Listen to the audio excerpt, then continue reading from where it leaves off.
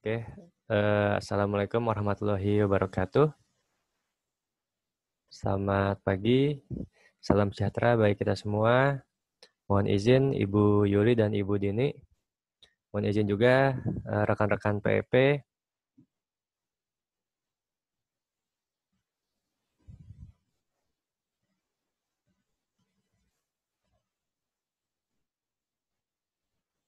Eh, Kami dari kelompok Teknik Analisis Data Kualitatif yang terdiri dari Ibu Lina Pujastuti dan Iwan Maulid Cahyadin. Baik, berikut outline-nya. Nah, langsung saja kita masuk ke pengertian. Menurut Lecomte dan Sensel, mendefinisikan analisis sebagai proses yang digunakan peneliti untuk mereduksi data menjadi sebuah cerita dan diinterpretasikan. Analisis data adalah proses mengurangi sejumlah besar data yang dikumpulkan agar masuk akal. Jadi data-data yang telah kita kumpulkan itu kita reduksi, kita kategorisasi, kita coding, agar dapat dibaca atau ditelaah dengan mudah. Lanjut, menurut Patton ya, menunjukkan bahwa 3 hal terjadi selama analisis data disusun, yaitu data direduksi melalui peringkasan dan kategorisasi, dan pola serta tema dalam data diidentifikasi lalu dihubungkan. Analisis data kualitatif cenderung bersifat induktif. Ini analisis mengidentifikasi kategori penting dalam data serta pola dan hubungan melalui proses penemuan. Jadi sifat induktif ini biasanya diawali dengan pembuatan hipotesa atau hipotesis yang nanti akan diuji di lapangan. Apabila hipotesis sesuai maka dilanjutkan, apabila tidak sesuai maka ada opsi-opsi lain yang disesuaikan dengan temuan di lapangan. Oleh karena itulah penelitian kualitatif sangatlah menarik karena peneliti bebas berekspresi, bebas melakukan hal-hal yang diinginkan ketika proses penelitian berdasarkan temuan-temuan di lapangan. Nah, menurut antropolog ada 2 fokus terkait penelitian kualitatif. Yang pertama fokus emik, yaitu mewakili sudut pandang dari partisipan. Lalu ada juga fokus etik yang mewakili sudut pandang peneliti yang merupakan pengaturan dengan ketentuan atau terminologi para peneliti dari sudut pandang mereka. Analisis data kualitatif juga merupakan proses yang berulang dan reflektif yang dimulai saat data dikumpulkan. Itu menurut Stack. Jadi pengambilan data kualitatif atau analisa data kualitatif dilakukan secara berulang biasanya karena perlu observasi lanjutan. Lalu kita masuk ke pedoman saat melakukan analisis data kualitatif. Nah, yang pertama kita harus mengenal diri kita, lalu memahami pertanyaan penelitian, lalu mengulik konten. Karena memang kualitatif ini syarat akan observasi. Dan mengkonsultasikan penelitian untuk mendapatkan interpretasi alternatif. Jadi biasanya kita harus mengkonsultasikan penelitian kita kepada pakar atau orang yang memang mengerti di bidang itu agar nanti timbul beberapa interpretasi baru yang menjadi bahan alternatif penelitian. Lalu penelitian kualitatif juga identik dengan fleksibilitas yang mana sifatnya sangat fleksibel, tidak tidak kaku dan banyak hal yang bisa kita gali di dalamnya. Lalu kita pun harus mengecek data dan analisis data yang dibutuhkan dalam penelitian dan terbuka akan kritik dan saran untuk feedback penelitian dan bersifat eksplisit agar mudah dipahami, yaitu harus terus terang seperti itu. Nah, ini menurut Alan Bryman, pendekatan dalam analisis data kualitatif dibagi menjadi 2, yaitu analisis induksi dan grounded. Induksi yaitu diawali dengan hipotesis atau peneliti telah memiliki hipotesis terlebih dahulu, mirip dengan kuantitatif akan tapi bersifat open-minded, yang mana nanti akan ada penyesuaian di lapangan. Nah, ketika turun lapang, peneliti memeriksa apakah data yang diperoleh itu sesuai dengan hipotesis. Jika data yang didapat itu membantah hipotesis, maka peneliti bergerak berdasarkan dua pilihan. Yang pertama, mengeksklusi kasus yang menyimpang atau membantah hipotesis. Atau kedua, memformulasikan ulang hipotesis. Nah, ini akibatnya apabila kita mengeksklusi kasus yang menyimpang, maka kita akan menyelesaikan proses dari analisis tersebut. Apabila kita memformulasikan ulang, maka ada kemungkinan kita harus mengambil data ulang sesuai hipotesis yang kita butuhkan, seperti itu. Nah, ini adalah contoh pendekatan analisis induksi. Contohnya yaitu konsumsi literatur keislaman anak muda Gresik yang memutuskan untuk berhijrah. Nah, peneliti menyusun pertanyaan penelitian tentang bahwa anak muda tersebut mendapatkan literasi dari literasi lokal yaitu NU dan Muhammadiyah. Akan tapi kita bisa lihat setelah observasi atau wawancara, ternyata anak muda Gresik itu cenderung untuk mengkonsumsi buku-buku keislaman dari ulama-ulama di Timur Tengah.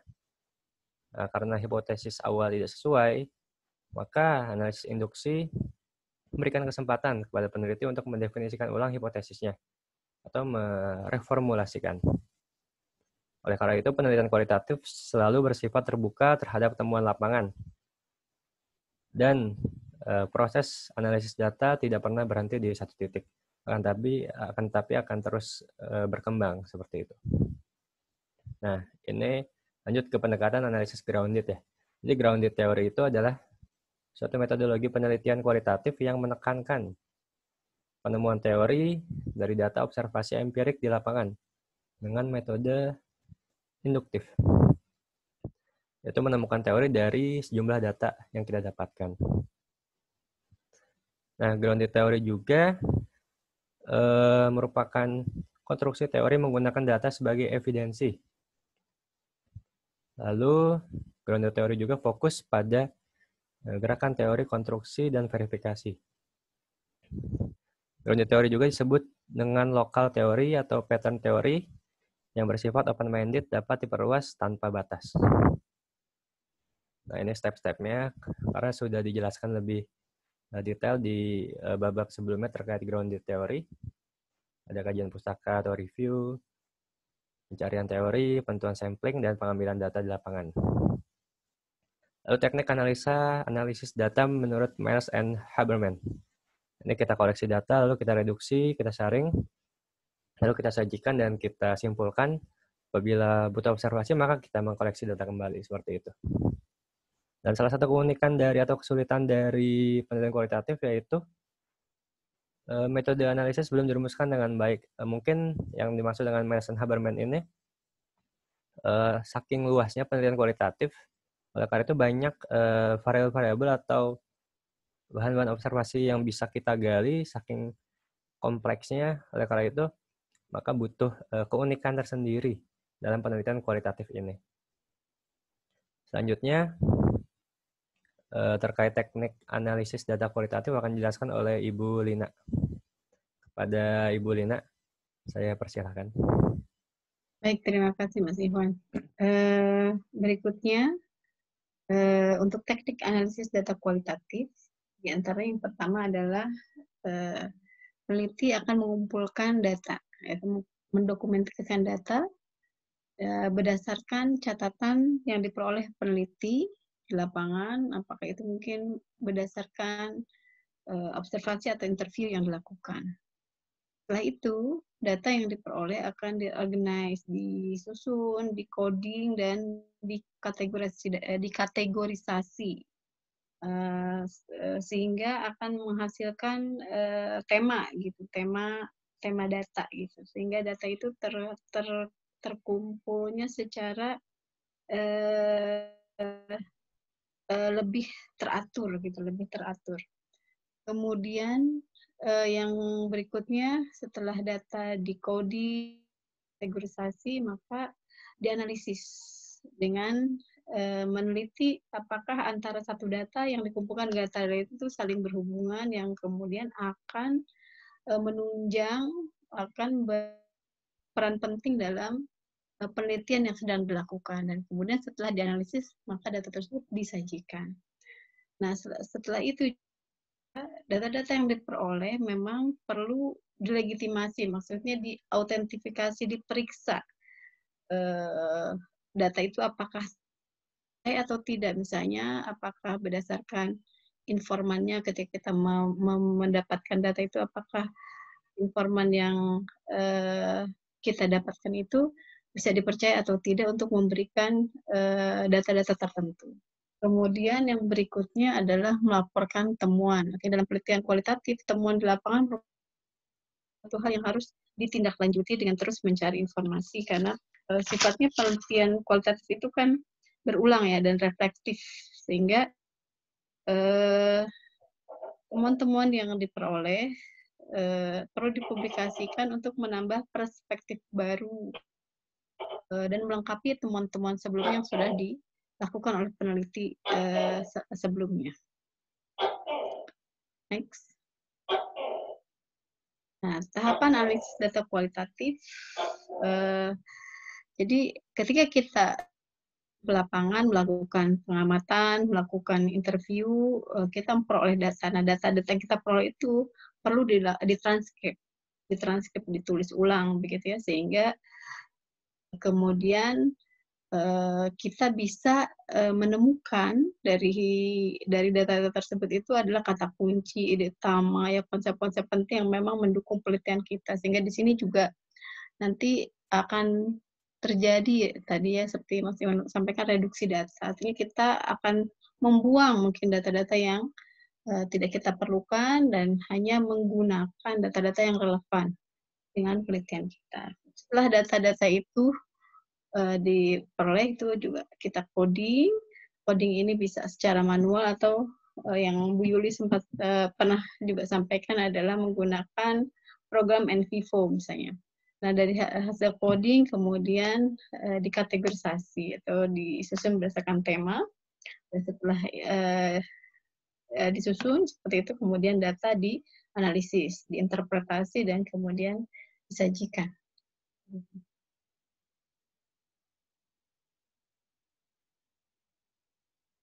Berikut ini juga kami sampaikan 15 metode dari analisis data dalam penelitian kualitatif berdasarkan Donald Radcliffe. Terus terang ya, 15 metode ini sebagian besarnya belum juga saya pahami dengan baik gitu, dan ini menyampaikan metode-metode yang memang dilakukan. Yang pertama misalnya ada metode tipologi ya, yang sistem klasifikasi yang diambil dari pola, tema, atau jenis lain dari kelompok data. Yang berikutnya ada metode taksonomi. Kemudian juga ada metode lain yang digunakan adalah constant comparison atau yang digunakan dalam grounded theory. Berikutnya yang keempat adalah juga metode analisis induksi. Sudah disampaikan ya oleh Mas Isman. Berikutnya yang kelima, Mas Iwan. Analisis logikal atau analisis matrik. Kemudian ada kuasi statistik, ada analisis peristiwa atau mikroanalisis, ada analisis metaforis, ada analisis domain, yang ke-10 juga ada hermeneutis analisis, dan ada analisis wacana. Yang ke-12 ada semiotika, ini biasanya digunakan dalam penelitian terkait bahasa ya. Kemudian juga ada analisis konten, ada analisis fenomenologi atau heuristik, dan kemudian juga analisis naratif.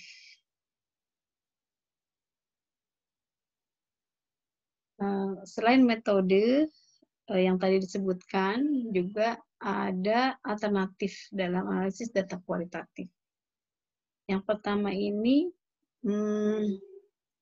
etnografi. Etnografi adalah studi tentang suatu budaya atau budaya-budaya dari sekelompok orang yang sama. Ini menurut Van Manen ya. Peneliti etnografi juga dapat disebut naturalistik karena berusaha menggambarkan dan memahami dunia sosial alam sebagaimana adanya dalam segala kekayaan dan detailnya. Sebagai metode, biasanya dimaksudkan untuk merujuk pada proses pengamatan partisipan oleh seorang simpatisan tunggal yang menempatkan dirinya dalam satu kelompok untuk jangka waktu yang lama. Jadi etnografi ini sudah dibahas ya lebih komplit lebih utuh ya oleh pemateri etnografi. Lanjut.